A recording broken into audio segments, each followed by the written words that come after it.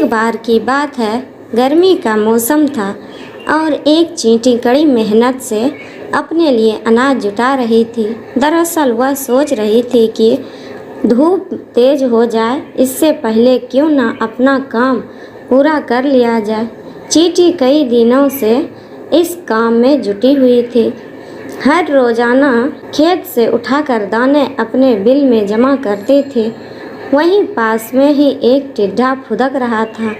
मस्ती में वह नाच रहा था, गाने गाकर जिंदगी के मजे ले रहा था। पसीने से तरबतर चींटी अनाज ढोते ढोते थक गए। पीठ पर अनाज लेकर बिल की तरफ जा रही थी। तभी टिड्ढा फुदक कर उसके सामने आ गया। बोला, प्यारी चींटी, क्यों इतनी मेहनत कर रही हो? आओ मजे करें। चींटी ने टिड्ढे को नज़रअंदाज किया और खेत से उठाकर एक एक दाना अपने बिल में जमा करती रही। मस्ती में डूबा टिड्ढा चींटी को देखकर हंसता और मजाक उड़ाता। उछलकर उसके रास्ते में आकर कहता, प्यारी चींटी, आओ मेरा गाना सुनो।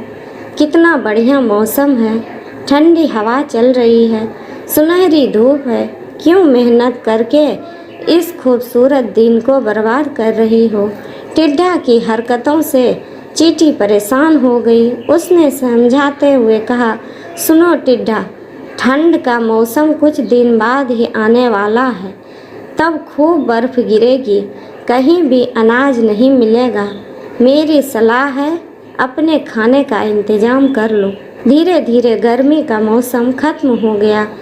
मस्ती में डूबे टिड्ढे को पता ही नहीं चला कि गर्मी कब खत्म हो गई। बारिश के बाद ठंड आ गई।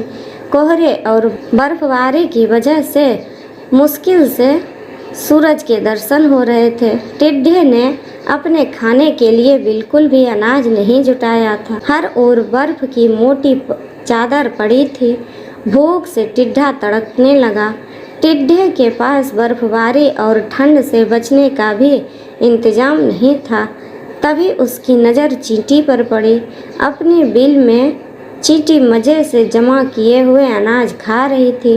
तब टिड्ढे को एहसास हुआ कि समय को बर्बाद करने का उसे फल मिल चुका है। भूख और ठंड से तड़पते टिड्ढे की फिर चींटी ने मदद की। खाने के लिए उसे कुछ अनाज दिए।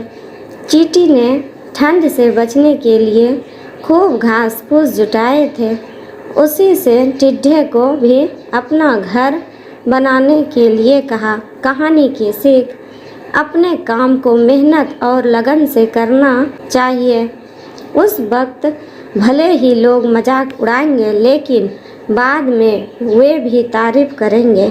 थैंक यू दोस्तों, धन्यवाद।